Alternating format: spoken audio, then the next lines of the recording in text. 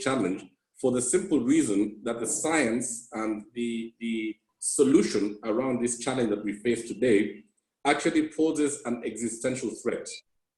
An existential threat because, we have to figure out a vaccine. And many institutions of higher learning globally, many companies in the pharma space are sitting down with their R&D departments trying to come up with a vaccine that will hopefully take the world out of the crisis mode that we are in today. And what are the impacts to the economy? And I think, Zuhura, if you could go to slide number 4. I mean, the impacts have been very, very far-reaching. I mean, our economies are highly impacted. There's market fluctuations, supply chains have been impacted, logistics are a challenge. The movement of goods and services across the globe, across our continent of Africa, is hugely impacted. Kenya, for example, that is a serious tourist destination, has suffered huge revenue losses, over 100 billion shillings in tourism alone. For the first time in recent memory, we have the migration of the wildebeest in the Masai Mara without the coterie of tourists from all over the globe as it would be at this time of the year. In manufacturing, I mean, we're seeing a lot of nationalistic approaches to manufacturing. There's reduced demand. Many countries are trying to retool their industries to meet the challenges that COVID brings in. In agriculture, our food security is threatened. Global shipping lines are disrupted. And for a long time, we saw even our own cut flowers that forms a major part of our foreign exchange earnings, unable to make it to international destinations where they would earn us a revenue. And obviously, all this leads to a loss of revenue for our country. And education as well has been highly disrupted. And according to the latest research by TIFA, the impact, or rather the efficacy of the learning from home is only 40%. So there's a very, very high chance, and I think this is something that the leadership of our country has to grapple with, that we may actually end up scrapping the whole year with regard to education. Zuhura, if you kindly go to slide number 5, which just gives an overview of the impacts to the low-income areas. And this, again, is something that we must think about and not ignore. In the slums of Kenya, in the low-income earning cadres, 85% of the people have been impacted. We have in the slums today 54% unemployment. So if you take it that we have empirically about 2 million people, adults in the slums in Nairobi, 54% unemployment actually means that about 1.1 million people are unemployed in that area. 94% experience reduced earnings, 69% lost incomes, and 42%, almost 50% of them, fear hunger on a daily basis. And so this in itself actually does mean that we must usher in a new era, a new normal. And for all of us in leadership, we have to go back to the drawing board to figure out which way forward. We have to acclimatize to the new normal, working from home, working on different schedules, having our children learning from the precincts of our own homes, online celebrations for birthdays, for funerals, restrictions in numbers, curfew. All these are huge disruptions in the way that we normally would do business. As I'm speaking to you now, I'm speaking to you from my offices in Musangari at MTech Limited, and we have about 40 staff working from this company, employed by this company. But at present, we only have 3 or 4 employees coming to work on a regular basis. So what does this entail? It entails that we have to, look inwards at ourselves, look at our capacity, look at our resilience, look at the business models that we are operating in, look at the macro environment, and figure out how exactly we will get past this very, very challenging period of time in our history. So basically, it's a mindset. I mean, and we have to look at the opportunities, the current businesses that we are doing. We have to figure out how to build resilience and adaptive capacity. We have to, more than anything else, ensure that we stay alive to enjoy the post-COVID era if and when it comes.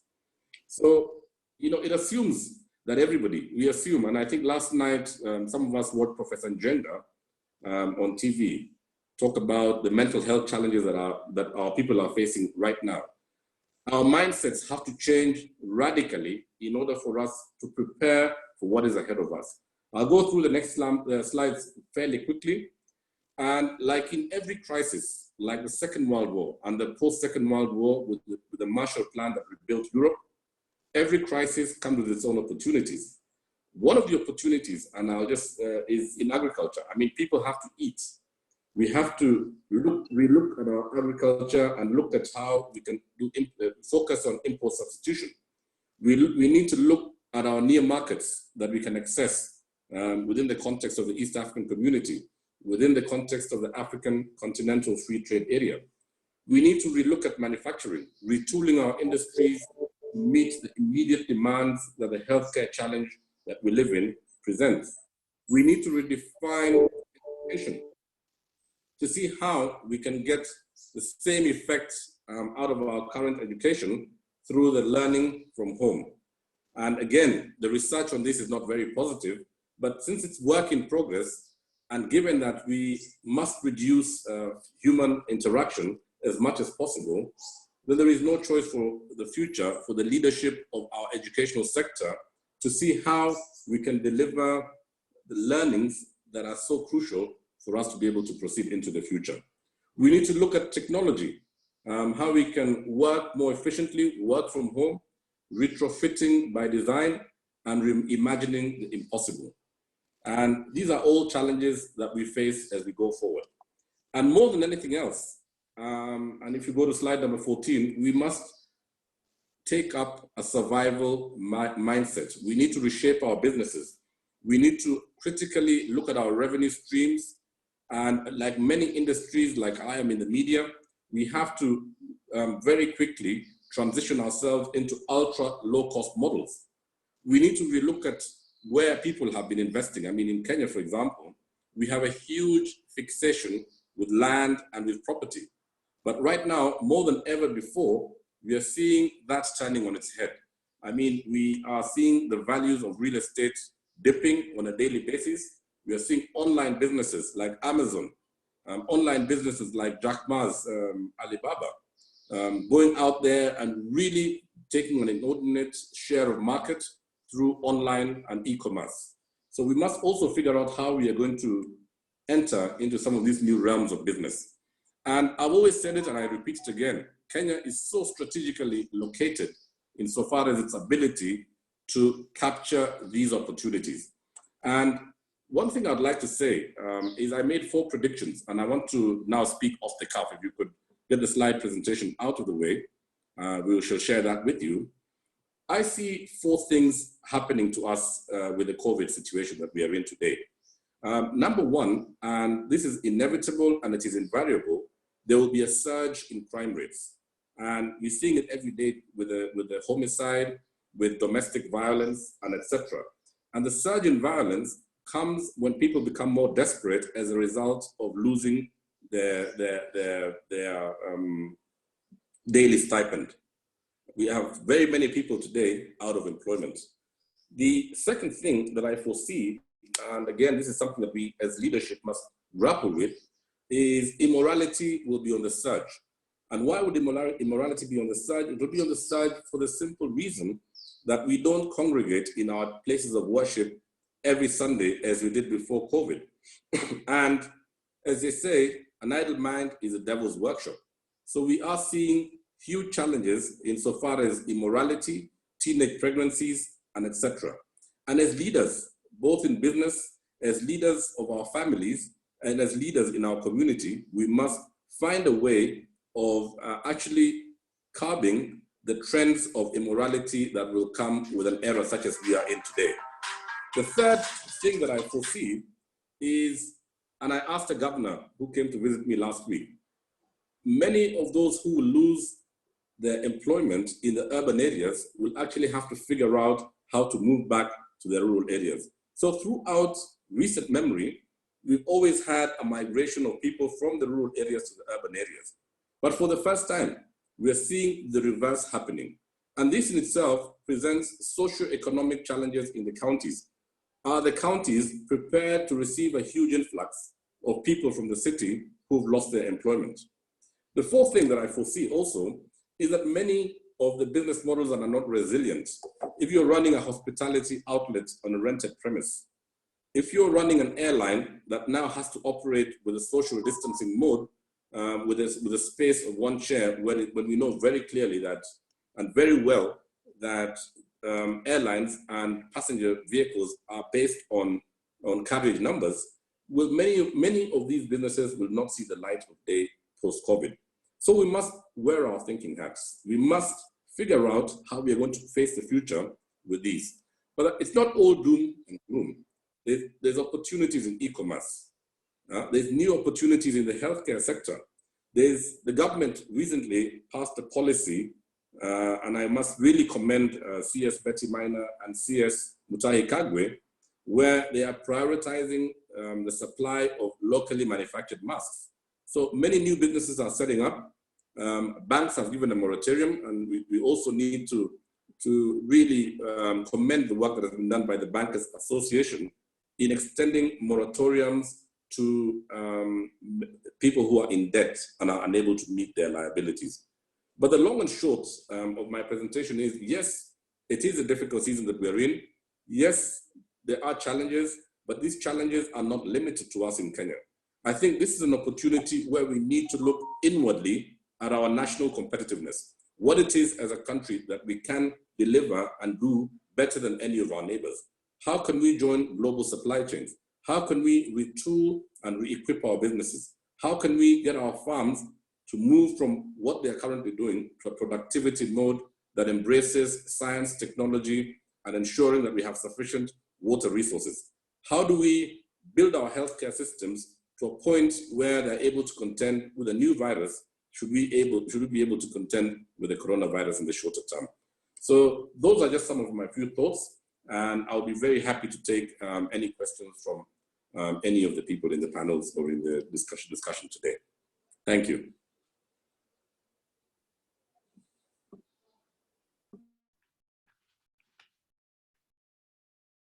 Zuhura, you're muted. Thank you, Martin. Thank you so much, Mr. Kiprono-Otieno, Chairman of the Nairobi Securities Exchange. Of course, that was quite a highlight that you've given us.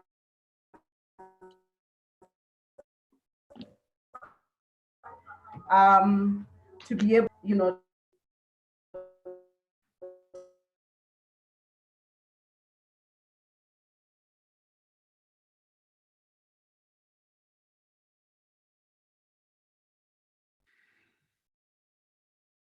to go into the waters and how we're going to engage. A lot, you should have a mindset that you're putting to where we are, and being able to also look at with everything that happens, there are opportunities, and that's where always think and wear that particular heart. Allow me to ask you a few questions, Mr. Kiprono-Otieno.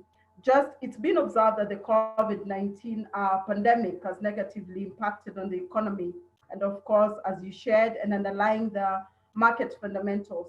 Of course, we've seen the decline in the GDP, representing a downward revision of the growth projections of about 6% to between 1.3 to 2.2. We've also seen the negative impact on monetary and the fiscal policies, reduced diaspora remittance from the US and Europe,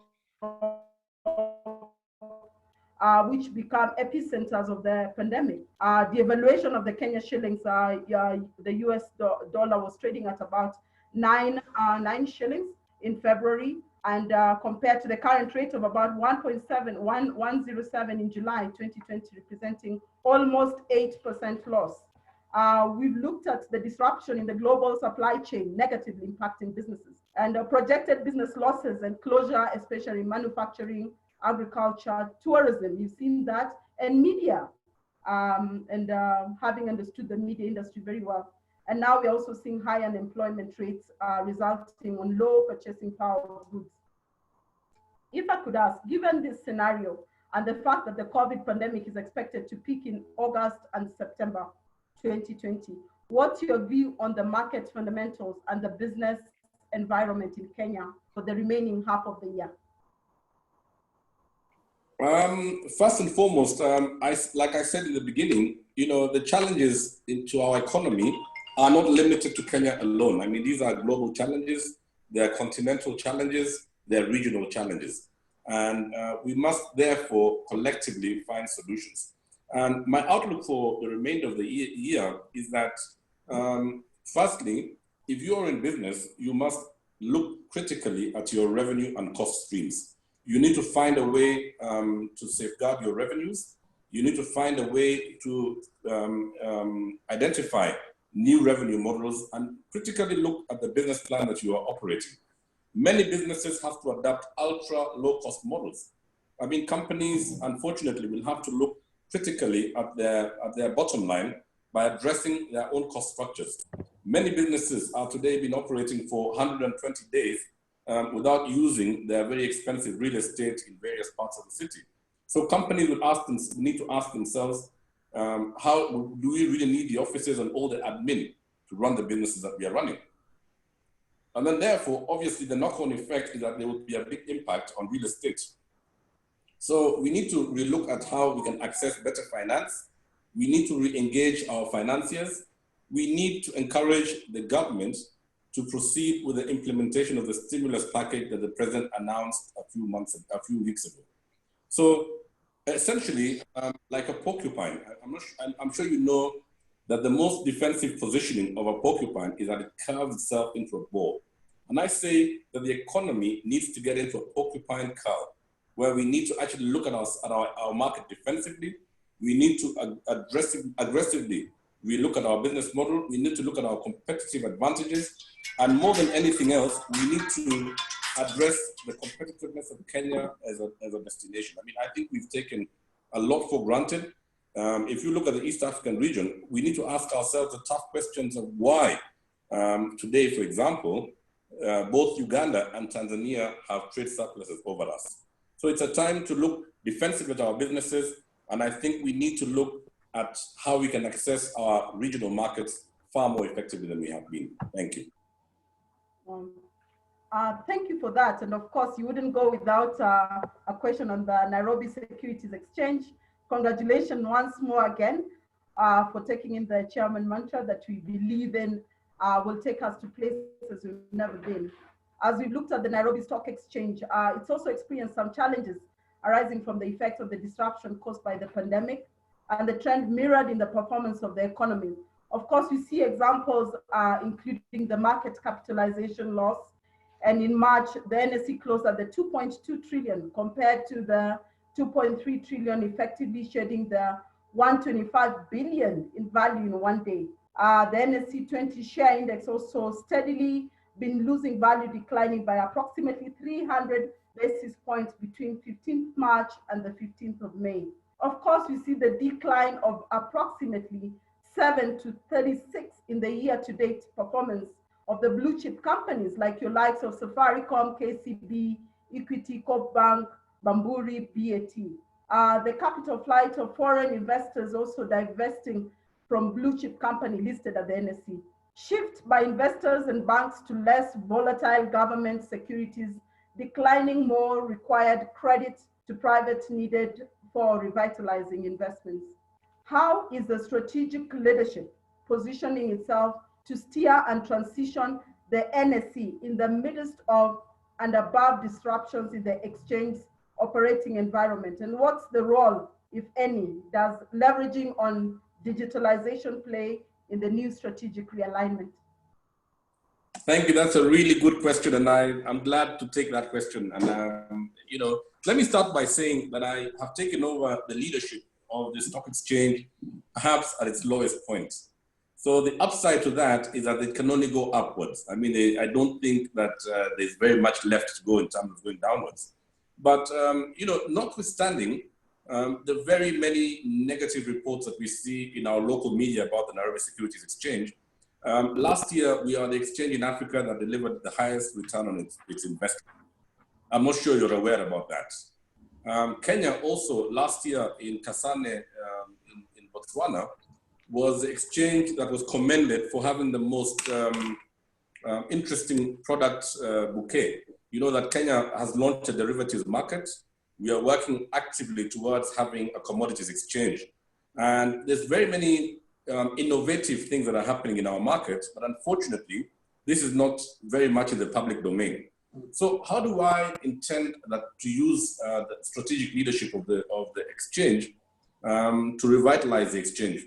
So for me, I have 5 key priorities that I would like to work on in the next 3 years as chair of the exchange. Number 1 is we need to enhance local participation. Right now, I'm sure you know that of the entire pool of investors, 70% are foreign players. So we need to sensitize our people about financial markets. We need to enhance financial literacy right from the tertiary level, from schools right through to university, for people to understand diversification of stocks. We need to, break this unholy relationship we have with land and real property. I think Kenyans all believe that to invest means to go to Kitengela and buy a plot.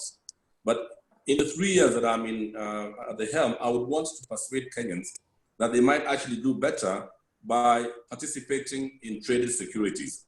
A, because of liquidity, it enhances your own liquidity, and B, it gives you a good longer term return.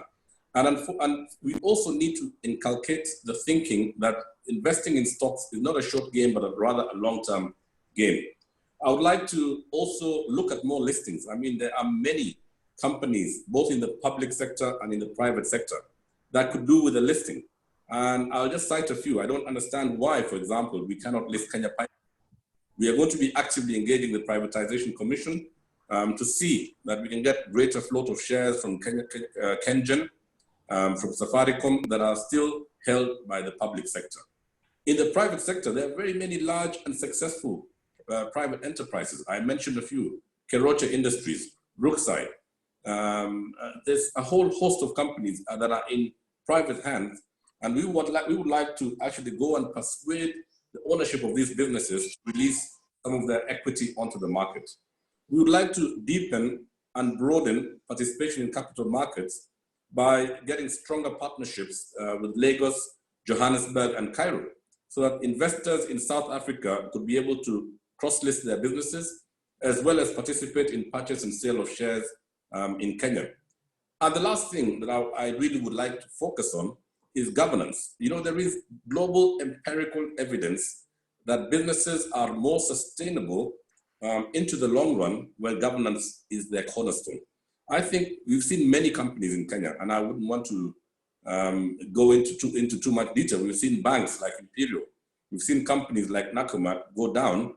And the reality is many of these businesses have gone down because of governance-related issues. So we need to make governance a cornerstone. And in that regard, we will be engaging actively with the Capital Markets Authority to see that we can take a common approach on the issue of governance. And then there's also the issue of green climate funding. I mean, companies today that ascribe to the Global Compact, companies that ascribe to the highest standards in terms of environmental matters, adapting the sustainable development goals, are able to access the green climate funds that today are over $5 billion. So we want to find a way that we can also get our businesses ready to access the green climate funding. Thank you.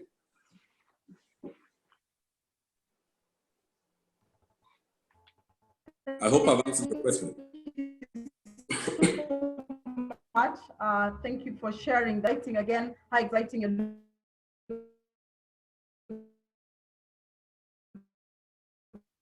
looking at the focus of collaborating with the Africa. And I will never go without asking you the last question about having come from the National Chamber of Commerce and more on the MSMEs, because even as New Revenue Solutions Africa, we are SMEs that are gearing ahead and ensuring that the sky is the limit by creating job opportunities.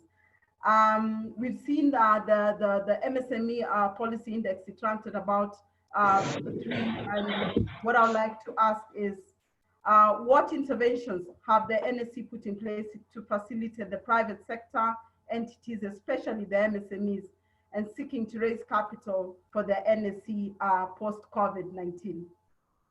A lot has been done in the leadership before I took over the helm at the NSC. to bring small and medium-sized and mid-sized enterprises onto the market. The latest initiative has been the Ibuka program. And in the Ibuka program, we are actually, we've identified many SMEs to mid-sized companies that could walk the journey towards a full listing, say, in a span of 3 to 5 years. And what the exchange does is has a program that really enables these companies from a governance perspective, from a structural perspective, from a legal perspective, to be able to gear up towards a full market listing. We also have the GEMS, which is a window in the market that allows for the trading of shares of small and medium-sized enterprises. And those two programs are actually perfectly geared towards a small and medium-sized enterprise. However, let me state that the survival and indeed the resilience of small and medium-sized businesses depends on other macroeconomic fundamentals. We need to enable these companies to access funding more effectively, more cheaper. It's not sustainable to have our SMEs going to banks to borrow at 18%, because it means, therefore, that their own profitability must be closer to 30% in order for them to meet their operating costs and the internal rate of return requirements to be able to sustainable into the longer term. We need to reduce bureaucracy and red tape. And one of the unintended consequences of devolution is that today we have 49 legislative bodies in Kenya. We have 47 in the counties. Then we have the National Assembly and we have Parliament. I think there's no country in the world with more legislative bodies than we have. Then we have regulatory bodies under them. So there's all this red tape that makes it very difficult for SMEs to thrive. We need a much more stable and legal and regulatory environment. We need the judiciary and the reforms that are going on there to be fast-tracked so that we can even have better dispute resolution mechanism. And finally, we just need to figure out how we can embrace a new educational system that gives us more skills as opposed to more people who have graduated in the humanities and are not able to participate very actively in the economy. So for me, I think the NSC is perfectly suited to greater participation by SMEs through the program that I have just mentioned.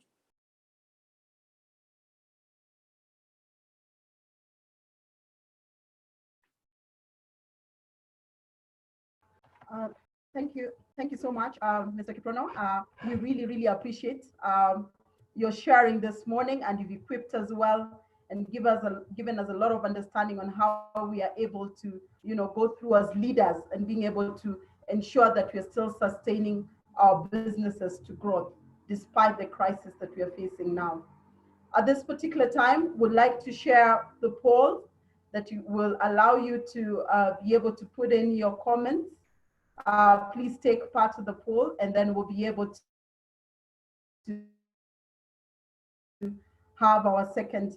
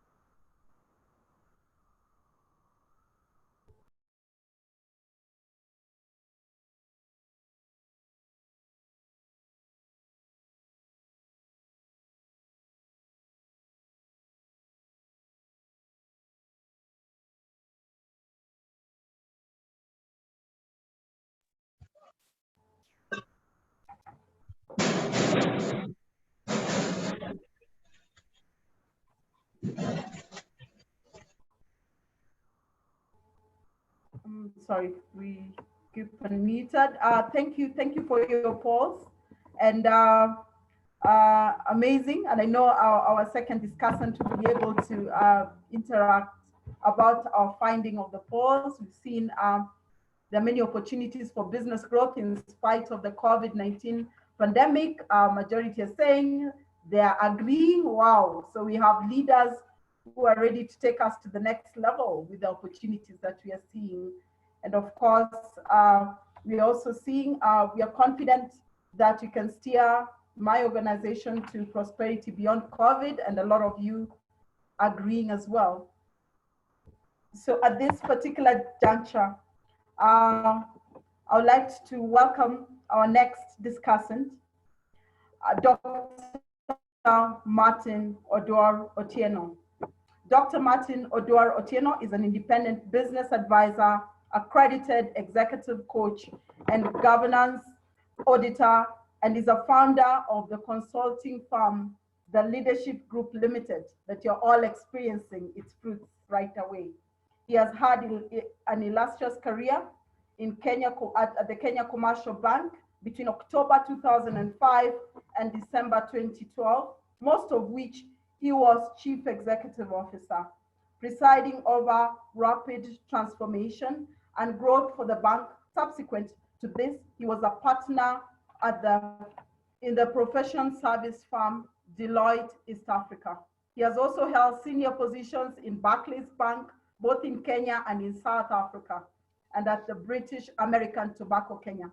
Martin has also had a stint in the public sector as a permanent secretary, Ministry of Finance, Treasury in the government between 1999 to 2001. He's a non-executive director of a number of listed companies and private organizations. His biography, Beyond the Shadows of My Dream, has been available since 2012. Join me to welcome Dr. Martin Oduor-Otieno. Thank you very much, Zuhura. I hope you can hear me. Yes, we can.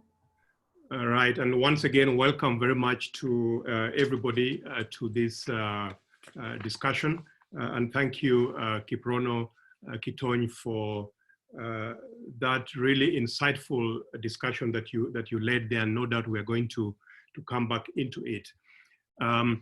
What I wanted to do very, very briefly is to just pick up a couple of strands from what Kiprono has said, because at the bottom of all this is leadership.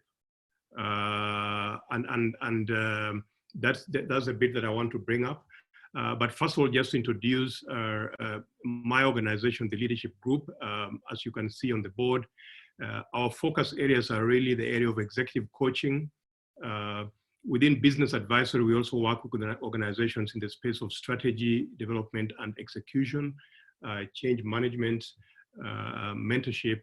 Kiprono talked about governance, and this is one key area for us, the area of governance and board practice, because we believe that everything starts from the top. If you don't have the right leadership, right from the board level to CEO and ExCo level, then you're not going to come out of this pandemic at all, let alone other situations. And then the area of leadership development, working with organizations at different levels in that space. We believe that our vision states that we develop effective leaders for the future while making leadership a continuous journey of stewardship, because we are entrusted as leaders with a lot of resources on behalf of other people and on behalf of humanity. I will go through a couple of slides and then open up for discussion, Zuhura. One of the words that has been used, or more than any other word during this period, is the word unprecedented. So this has brought about unprecedented experiences, and certainly now requires unprecedented change led by leaders, because the health of businesses is very much linked with the health of society, the health of the workforce, the health of the planet. And as Kiprono said, this is a global pandemic, so we are not alone. And what one part of the world does probably impacts other parts of the world. This weekend, we are going into the opening up of airspaces in a number of countries, which just goes to show that as we open up the airspace and people begin to travel again, the impact around COVID, we are yet to see what that means as people move around the world from different places. And therefore, really compelling companies to adapt quickly and identify creative and probably unconventional ways to operate and survive. I think COVID has given an opportunity, and I was glad to see that 74% of us in this room believe that there are a lot of opportunities provided for growth here. It's opened up spaces that we perhaps didn't think about previously, some of our blind spots in the area of leadership that we now need to bring up. It has certainly destroyed shareholder value. I'm dressed the way I'm dressed. I haven't put on a tie for the last 4 months, but today I'm chairman of Eastern Breweries, and we're releasing the results of Eastern Breweries this morning, just before this webinar. And EABL has reported a 39% drop in profits, the largest drop in a very, very long time. And yet this has all happened in the last 3 months, because when we released our results, our half-year results in January, the EABL year end is July to June. So in January, when we released the December results for the 6 months, it was very, very upbeat. And we are looking at a great second half of the year.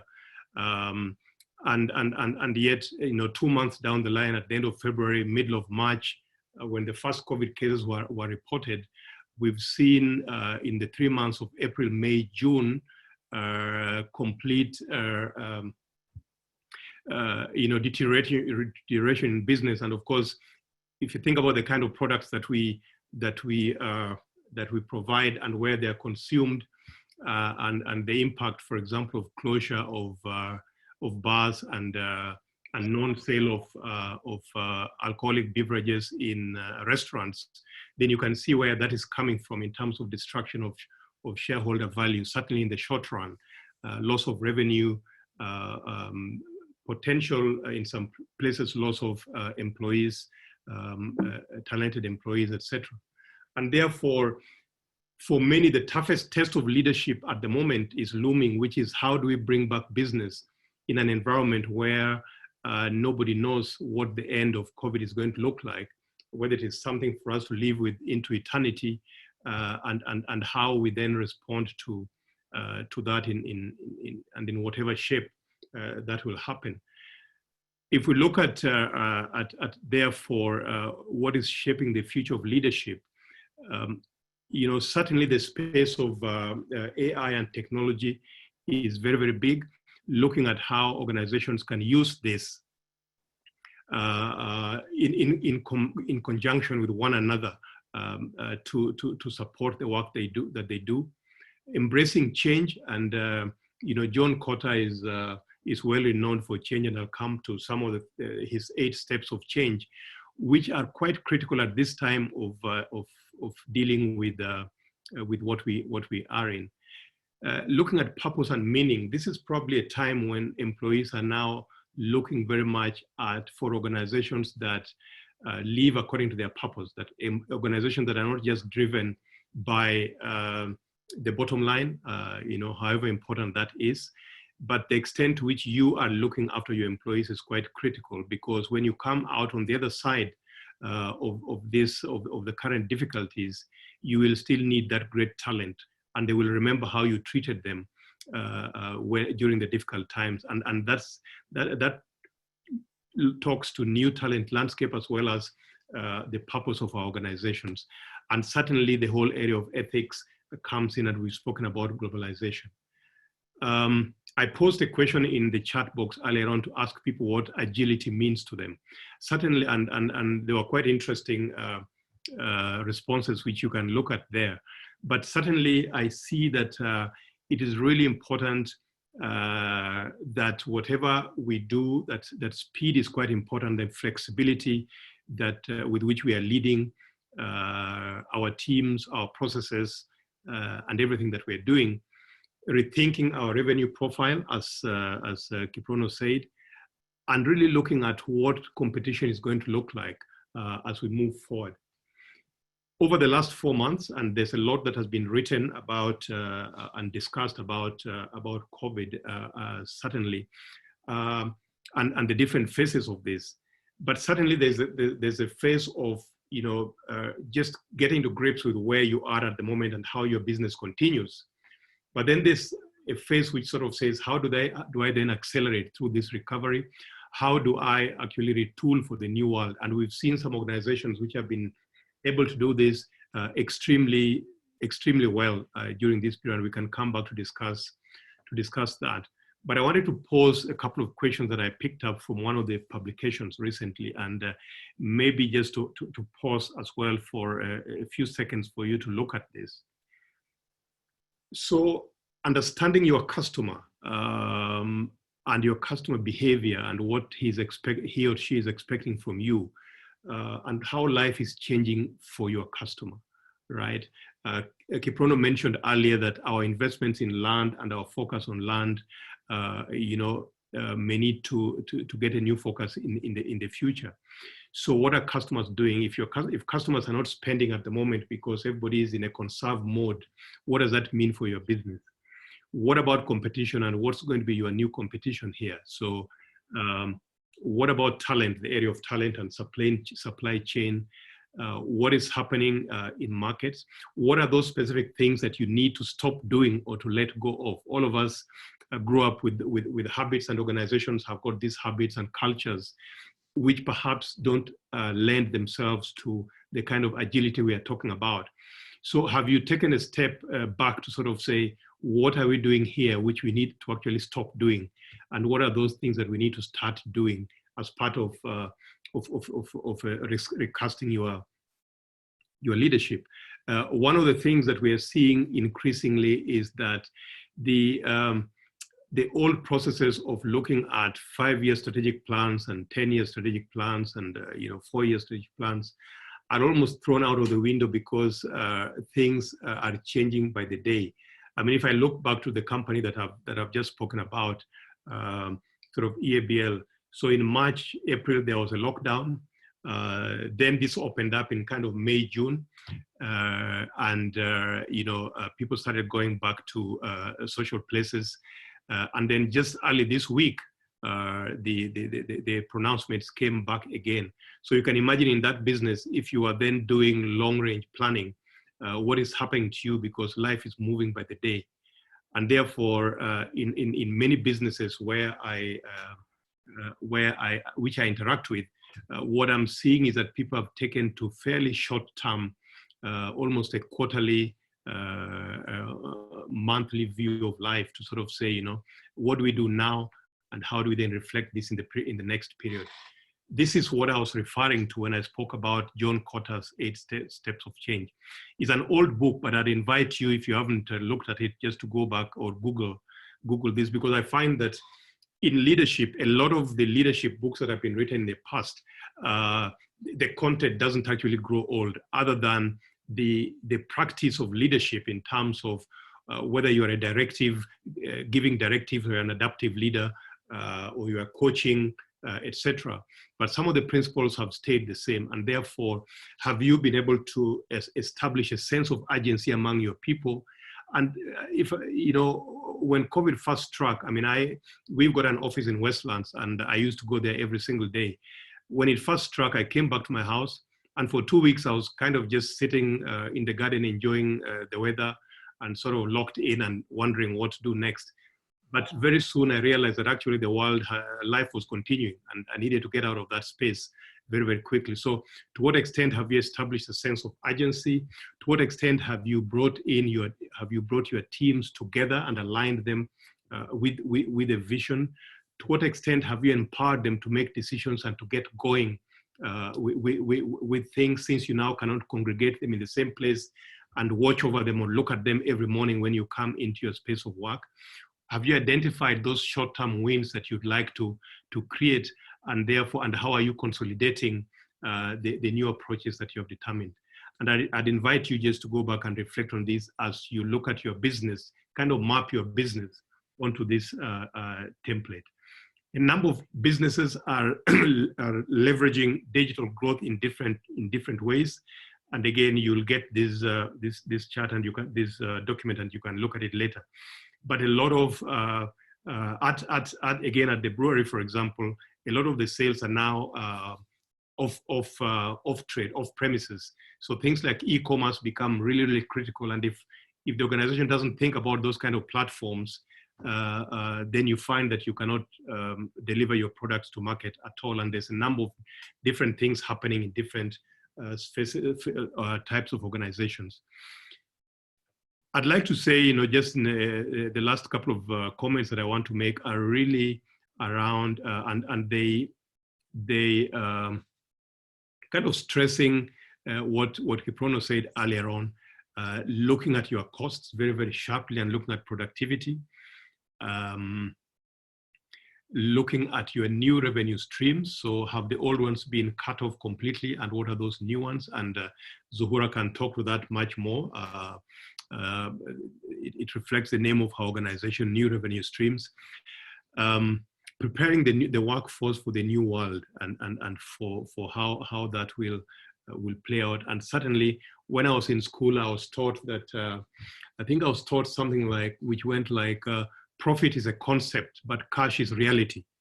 And it is really true now that liquidity is really important for business, for you to move to where you want to go.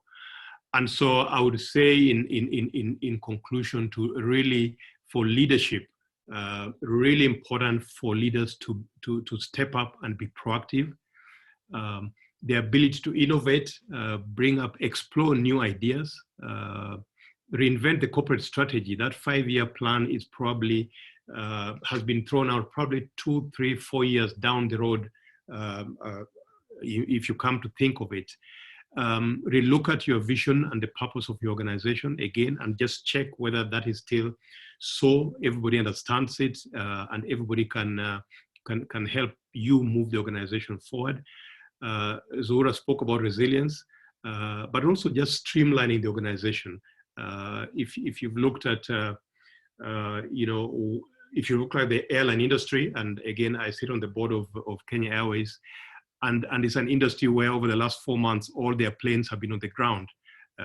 No revenues coming in at all, apart from a little bit from new revenue streams like cargo and repatriation. But streamlining corporations, becoming lean before you can grow again. And so it calls for a lot of imagination by everybody in the organization. It calls for a leadership which allows, which harvests ideas from the teams, and leadership which does not pretend to know it all, so that they can get the best out of the teams that they are working with. And so, Zuhura, this is where, this is the intervention I wanted to make here, just to stress the fact that at no other time in the recent past has leadership been called to really step up and be creative in order for the businesses to rebound on the other side. Thank you, Zuhura. I'll stop there. Thank you so much, Dr. Martin Oduor-Otieno. Amazing insights there. We are all carrying in a lot of information that we are going to unpack when we get to our organizations. Of course, I wouldn't go without taking in one of the things that you talked about, which is acting proactively as a leader, increasing vitality, is talking to clear vision, building resilience, that has to be there for the leader, and then streamlining the organization. I know these are heavy aspects that people are doing, redundant exercises. You're looking as a leader, the cost centers that are to be put. What about new talent landscape that you're seeing? How much work can be done with how many people? And are your people seeing the vision of where the organization is? And of course, more and more, you can't run away from us. New Revenue Solutions Africa. We enable you find new revenue solutions. And of course, we do that, of course, heavy based on data, and with the whole BI aspect of the business intelligence end to end, to enable you focus for the future and be able to see what's next. So allow me now to share one or two things before we get into our breakout rooms. We will be going into the breakout rooms after this that I will be able to brief you. And we will be able to engage in our particular groupings. It will be a quick 30-minute that we'll be able to engage and see again, what more can we pack in our suitcases to be able to serve as great leaders. And even those that are looking forward to growing the organizations further, how can you be ensured that you're an asset in that organization, that they need you every day with ideas that will take you to the next level.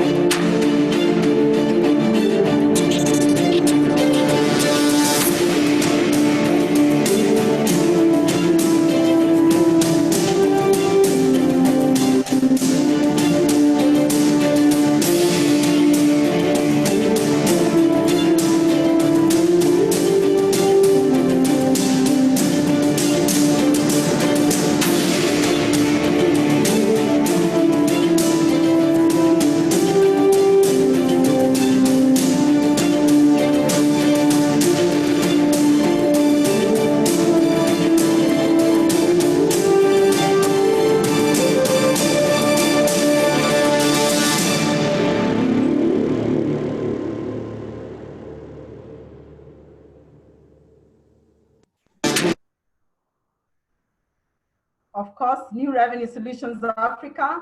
So as you come here, the leadership group and NRSA will ensure that we are helping you walk to the next level. So allow me now to let you go into your breakout rooms. We're going to have a discussion. You'll be hosted. We'll be able to host you together with Mr. Kiprono Kiton, the chairman of the Nairobi Securities Exchange, of course, with Dr. Martin Oduor-Otieno. And before we can go there, maybe another 5 minutes, could I see on the chart, what are some of the challenges that you're seeing as leaders that you are challenged with in your organization that you'd like us to know about and be able to ensure that we're giving you some solutions around that? The chat is open for 5 minutes before we go into the breakout rooms.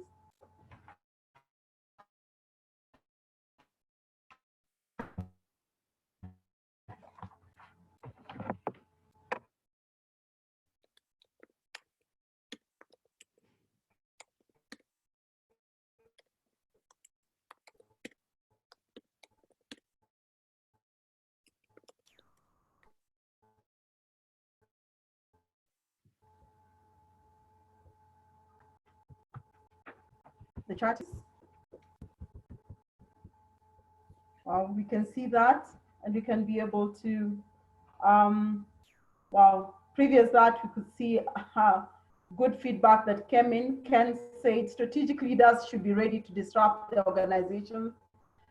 Business models and value chain propositions or changes in operating environment will disrupt them. The operating business environment is dynamic, complex, unpredictable, and immune efficient as well. Harrison is trying to tell us something. That is to Kiprono. How can organization, no, that's, you didn't finish. Harrison, you need to finish. How can organizations work? Feel free to take part.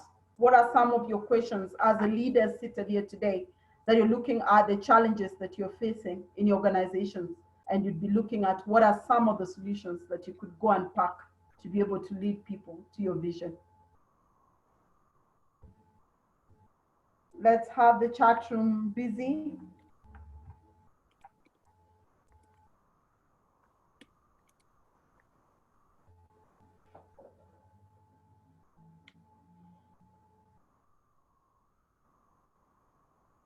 Okay, Harrison is asking, and that was to, I think, to Mr. Kiprono Kitonyi. How can organization hold staff working from home accountable. What is your experience, given that you said out of 40 staff, 3 come to office? Mr. Kiprono, how about carrying that question? Okay, that's a really good question, and I appreciate it, Harrison. What it is that we've done, and again, I want to borrow something from Martin's presentation. Really, leaderships in organizations must have relationships with their teams of mutual trust. And what we've done now is we are ensuring that our departmental team leaders are keeping a very close contact with their teams. We are reviewing our performance on an almost weekly basis. But again, you see, this is the new norm. I mean, we are looking at the possibility of actually shedding some of our costs, but not maintaining high overheads in terms of where people need to be in order to be productive. And again, you see, amongst the new business opportunities that exist, and I think I saw that again in Martin's slide presentation, are in digital, in tools that can quantify performance remotely. And that's a whole realm of business opportunity. And we are a technology company here at MTech, and we are also looking to partner with organizations that have remote performance monitoring tools. And I think if we look at, I mean, I'm a parent of millennials, and you know, children who are, you know, a very different orientation about work than we do. And I think really this thing of going to work in one fixed place and having your office structured in the manner that is going to be rather an old school concept. So I think now we are really very much in the realm of working from home and remote monitoring mechanisms. Wow, thank you for sharing that. It helps. In fact, one thing that has come out is a lot of people are saying that they're working more at home. Meetings are back to back and they tend to forget it's 5 p.m.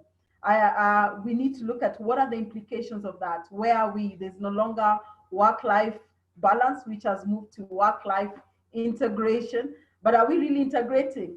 As you realize that your boardroom is very close to your kitchen and your dining is literally next to your office. So it's one of those that we need to look at, because again, at the same time as we're working with employees, what are we enabling them at home? And are we also letting them take exercises, stand up to avoid a lot of things that are coming up and other health issues that are coming up? A good question. I know the last question before we go into the breakout room, which will all be thrown randomly into different rooms, just to warn you, is following the mental health impact discussion. That's from Sharon. There is noticeable a drop in productivity and even the zeal to work. And clearly it's a direct effect of the impact of COVID-19. We've seen that Sharon asking, and there is one for Martin. I like that you mentioned the need of compassion, how we treat the talents now. Leaders need to find ways to keep staff as far as possible and not resort to job cuts as first option. Conversations can help identify ways to keep many people. And honesty and transparency. I believe staff can understand the need for salary cuts, for example. Compassionate leadership is important now. Martin, do you want to add on that, or they've given you a solution? I agree with Jackie completely on that, and Farida also says, you know, most organizations are on pay cuts, and how do we keep the fire burning? And I was going to say that this is where leadership really is important, because remember that there will be light on the other side of this curve, as it were, and you will need these people. And unless you've gotten to a point where there's absolutely nothing that can be done, I would say that should be the last space that you go to. And this is where, again, just collaborating with your teams and setting the right environment for them also to give you ideas as to how you can move forward, you know, the next 6 months, etc., is really important. And to the point about how do you keep the fire burning, working from home and etc. I think one of the things is really around the engagement styles that you adopt with your people. So if I give you an example, in our organization, we are only 5 or 6 people, plus 1 or 2 others. And prior to COVID, I saw everybody every day, and there was really no need to get too close to people and kind of have nice discussions, etc. But these days, every week we catch up, we find out how our families are doing, what's not working. We are relating at a very, very different level, thanks to COVID. And so just getting to that space with your teams, I think will help in a small way. Okay. Thank you so much, Martin. Good. And I've seen a lot of comments that have come during our breakout session. Dr. Patricia Murugami, we can see Martin and Kiprono. From your experience, how are boards reinventing themselves to provide wise oversight and guidance during this unprecedented time? Daktari, that's a good question. And this goes to Martin and Kiprono. Mr. Kiprono. Kiprono, shall I give you the pleasure of going first? As my senior brother, I'm waiting to let you go first. I mean, what I've seen in the boards that I sit on, Zuhura, is that, and Patricia, is really that boards have had to be much more engaged and supportive. First of all, to understand the business, because if you don't understand the business in the first place, then there's no way that you're going to help support the future. So first of all, just get into grips with where are we, what does this pandemic mean for us, the discussions around what are the alternatives out, what resources does management need, and how do we provide those resources for them, and being engaged at a very deeper level. So successful boards have been able to basically take a step back and wear the hats of real collaboration, much greater collaboration with management, real understanding of what's going on, and of course then sharing their views from outside of the organization in what else is happening and what can we borrow from which place. And with that, we've seen that is moving forward, rather than an approach where boards are basically grilling management and really making them feel bad. I've seen that boards have reinvented themselves to be much more supportive during this period. Kiprono? Thank you so much for that. And amazing, yes. It's at this time that we call in for different meetings and boards to give direction, even when themselves they are wondering what next. And we've seen that. We will close this as we are going to the breakout rooms that will carry the conversation there. We saw a very good comment from Caro, I think Caro Wanyama from Royal Media. Yes, again, talking of media and wearing the hat that I wear as a chair of the Event Managers Association of Kenya, dealing with events and event companies and the media companies as well. We have suffered. In fact, I should say a lot of redundant exercises have actually been done, hoping that we could be able to see some government stimulus coming our way, and maybe advertising again to be brought back. And this again comes back to the various our respectable learned friends, Dr. Martin Oduor-Otieno, Mr. Kiprono Kiton, wherever you're seated at whichever boards, can we see what can be activated on the advertising side? We can still advertise products to be able to just keep jobs. But now that events have come to this virtual element, again, what stimulus are we looking at government to be able to support the SMEs that have suffered on that? At this time, allow me to get into the breakout room. So you wouldn't want me to say something about the board? Kelly, I think we are ready. I think you should actually keep Kiprono. Well, I guess to Zuhura, your comments might have sufficed. So, but allow me first. Yes, you could say something. Welcome, Mr. Kiprono. Very quickly. The nuggets from Martin are completely spot on. But I think for me, at this moment that we are in, this crisis mode that we are in, it behoves upon boards to think completely outside the box. One of the things that I have noted, and that's what we're doing in some of the organizations that I'm in, is we are looking at onboarding a new skill set in the boards, because I mean, it's an unusual time and we need new skill sets. We need to figure out how to digitalize many of our businesses. We also need boards to better equip themselves in how to evaluate the performance of organizations now that we are in this new norm. We also need to equip the boards to be able to analyze and review the existing business models with a view to having perhaps radical changes going forward, given the fact that we are in this sort of crisis situation. Thank you. And again, I couldn't overemphasize the fact that now more than anything else, and I appreciate Patricia Murugami being in the room, we need to go back to organizations like Strathmore to inculcate governance as the cornerstone of businesses, because it has been, there is empirical evidence that resilience and long-term survival of businesses has a direct correlation to governance. Thank you so much for that. And again, yes, you've seen from yesterday what has equipped, yes, Dr. Patricia Murugami, who now runs her own breakthrough transformation leadership.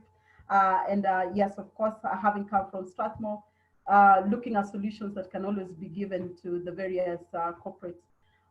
So allow me now, we get into the breakout rooms. Are we ready, Kelly? It's going to be a short stint that we'll never forget. Yes, yes, I'm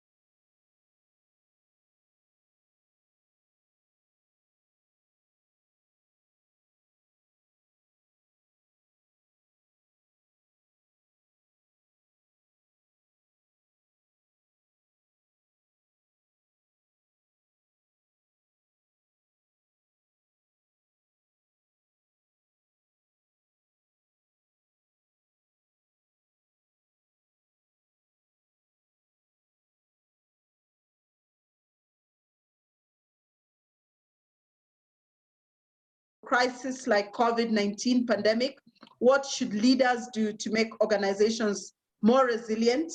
And how can leaders leverage the resilience for sustainable growth? Wairimu.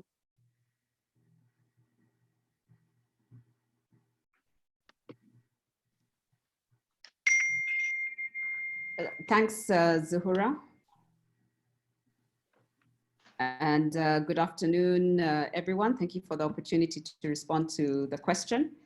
I think a lot of the points were addressed by Martin and Kiprono earlier. I was just providing a perspective from the education sector. Resilience, from what I can see, is really taking a look at what you have in hand, facing the facts realistically, and making the necessary adjustments that you need to make. In the education sector, it was very important for those who were able to pivot to a digital platform. And for those who have not been able to, thinking creatively and innovatively about how to do so, ensuring that the teams that you have in place are equipped with the information that they need, even in the uncertainty of a disruptive period, to take the next step around moving forward with providing the services that the business is set up for. I'm really thinking off the cuff here. I think sustaining that resilience is drawing a lot from the good work that Dr. Patricia has set out, and classes that I've attended there. It's also around being prepared to be disrupted, resetting your strategies, completely thinking out of the box, in some cases throwing the box away, and embedding that throughout the organization.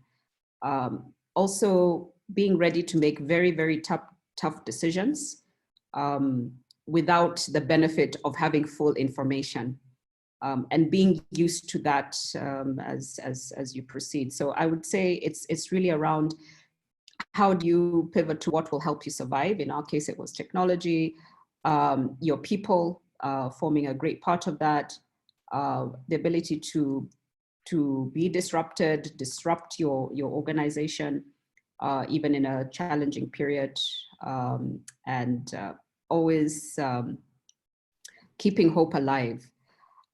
There's somebody who gave a great story a few weeks ago, I can't remember who it was, that sometimes all a leader can offer is boiling stones.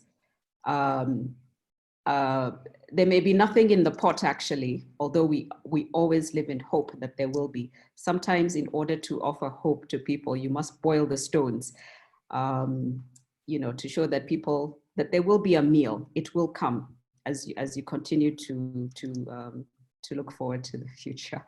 So I'll leave that analogy from the classroom and hand back to you, Zuhura. I hope I gave some useful insights. Thank you so much, Ms. Wairimu Njage, and your insights are appreciated. Let's get to room number one. We had, in the experience as a senior business leader, this was your room, Dr. Martin Oduor-Otieno. What does leadership look like in the new normal? How can leaders use the crisis to spark creativity and innovation in their organization? So Dr. Patricia Murugami will represent that room. Yes, Dr. Patricia, if you can unmute. Thank you. Good afternoon, everyone. That decision for me to present was made in the last 5 seconds. How about that for precisely, this is really the lesson of this crisis. So first and foremost, Zuhura, Kiprono, and Dr. Martin Oduor, thank you for a really riveting webinar. Very quickly, our group had some really good insights around how to first self-disrupt, which means for leaders to accept that this disruption has to start personally, and ensure that you let go of a know-it-all attitude, which I remember even Martin and Kiprono had talked about, the fact that many leaders have this sense that they know it all. So it calls for wise vulnerability, that a leader will know that they actually have to say they don't know. We don't know how long this pandemic will last. We don't know how we are going to navigate this. The call for emotional intelligence and empathy, the whole idea of actually acknowledging that working from home is not easy for anyone, and the fact that some of our teams have had to go off on unpaid leave, but to keep treating them with dignity and that empathy. There was the idea of having an ecosystem lens, where one of us shared that you have to look at 360 degrees in terms of getting ideas. It could be the person who serves you tea, it could be that messenger, it could be even your young children who you, before this crisis, you are not paying attention to them because they're digital natives and maybe we feel generationally we're in different worlds, but this is a time to let go of some of those barriers we had in the past. Another point around creativity is to have a beginner's mindset, which is all about, even no matter how far and how big your organization is and how many challenges you've overcome in the past, to remind yourself that this is a whole new experience. So to adopt a beginner's mindset and to actually allow your team and yourself to fail fast, fail forward as you try and experiment on different ways of working.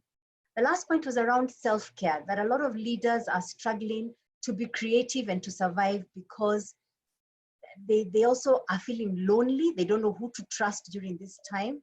So in our group, we had quite a number of coaches. Coincidentally, I don't know that that was randomly or just by coincidence, as Martin is also our chair of the ICF, International Coaching Federation. And so one of the pieces of insight there was to take care of ourselves, take care of our mental health, our emotional health, even basic things like sleep can actually do a lot to a leader in terms of raising their creativity. And lastly, to recognize the tension. I remember Ken talked about the tension between different strategies. Do we look inwards or do we look outwards? Do we exploit or do we explore? Are we sustainable or do we actually move forward towards flexibility? Do we look at old traditional markets or do we choose to look at new markets? So to recognize the tension between those areas and to realize that the entire team are willing to pull together so as to come up with new solutions and new revenue solutions, pun intended. Thank you so much. Thank you so much, Dr. Patricia Murugami. Always a pleasure listening to you. And very happy that I have you on my personal advisory board.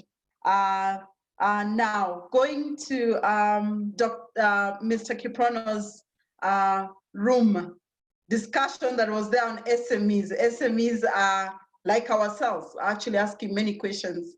And we're looking at it in the current COVID-19 crisis. Where were the opportunities for the SMEs? And what should SMEs do to capitalize to those opportunities? Thank you very much, Zahura. I must confess we didn't do much because I think we either wisely or otherwise used the opportunity to introduce each other, and everybody was introducing themselves. So by the time we finished, I noted that we were being taken back to the main room. But anyway, that's still fine because we are able to proceed. Let me start by just reiterating that the 3 or 4 things that impact SMEs the most are: number 1, access to affordable capital; number 2, a stable legal and regulatory environment; number 3 is the human resource potentiality. I mean, many SMEs today thrive on the back of the human resources, the founder and the core team that work towards the SME. And fourthly, the access to technology, the new ideas and novel ways of doing things. And right now in Kenya, there are, in the COVID times that we are in, there are opportunities for SMEs. And I think the first and most glaring opportunity, not just for SMEs, but across the commercial ecosystem, is opportunities in healthcare. There are opportunities in telemedicine. There are opportunities in the supply of basic needs to hospitals and to the healthcare industry. As you know, all economies in the world, not just in Kenya, are increasing their healthcare spend. And many, in the Public Procurement and Disposal Act, there has been an affirmative action that provides for certain of these investment opportunities to be given on the ACPO window to the youth, to women and persons with disabilities. So therein lies a lot of opportunity to supply the healthcare industry. In e-commerce, in the whole realm of logistics and delivery, there are opportunities. I mean, we see today, most restaurants are relying on bikers. I mean, I know a young man who's created a business using existing border infrastructure to do deliveries for entertainment establishments and even for supermarkets. I can see a whole transformation taking place in the retail sector. And again, how people access goods and services in the new norm will be very, very different from it has been in the past, even in the insurance industry, in the marketing industry, and etc. I see also opportunities in agriculture. I mean, people have to be fed irrespective of what happens. I mean, that is the most basic need for human beings. And, you know, today, people are looking much more at productivity, much more at collapsing scientific innovation and utilizing our abundant water resources to be able to produce agriculturally to meet the demands of the market. So those are just 3 areas that I see opportunities. There are very many more, but again, we can hold a seminar and I can charge a few shillings for it. Good to hear. We shall be having more of this series. I hope you're all attesting to that. We didn't have enough time. Of course, it's been wonderful, and thank you so much, Mr. Kiprono, shedding light on the SME aspect.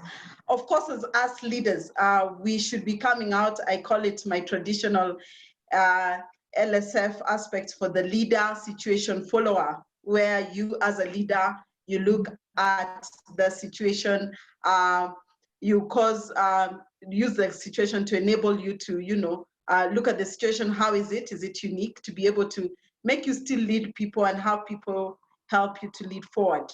So at this particular juncture, allow me to get very humble and good closing remarks from, we'll start with Mr. Kiprono-Otieno, and thank you so much for accepting to be our keynote speaker. I hope you enjoyed, and it was lovely having you and sharing your brains that can never be shared easily. So we are happy that you've shared some of those that we are ready to go and pack more. Your closing remarks today.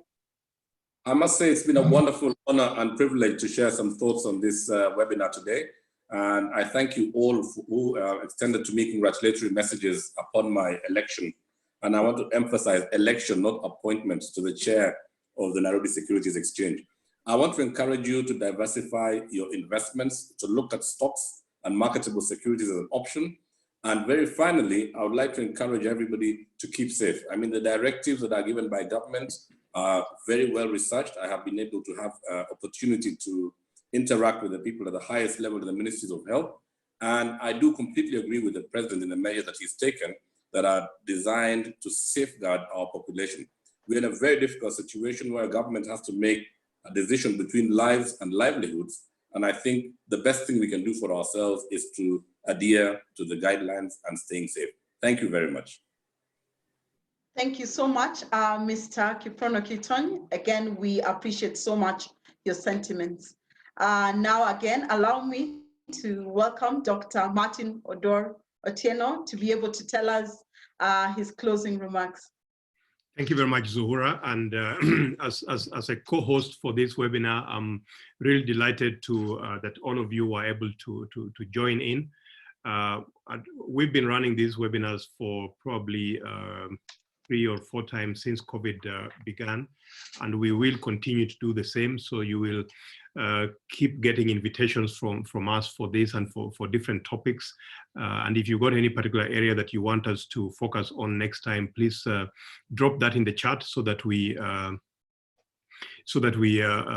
attend to it. Other than that, just to thank Kiprono very much for coming in as a key guest. The last time I bumped into Kiprono was pre-COVID, and we were at the lounge at the airport. He was part of the delegation of the Securities Exchange going to Botswana for a conference. And I can't remember where I was going anyway. But COVID has ensured that there's no travel. In fact, you know, Kiprono, as we were planning for this session, we were thinking whether we can move the date. I told Zuhura, please don't move that date, because from the 1st of August, I don't know where Kiprono is going to be, so let's catch him before the airspace is open. But thank you very much. I really appreciate it. And thank you all for joining us today. The lively discussions in the various rooms and in plenary, and those ideas that you have brought on board. And as leaders, I think for me, this is the time when leadership is really called to show its true face.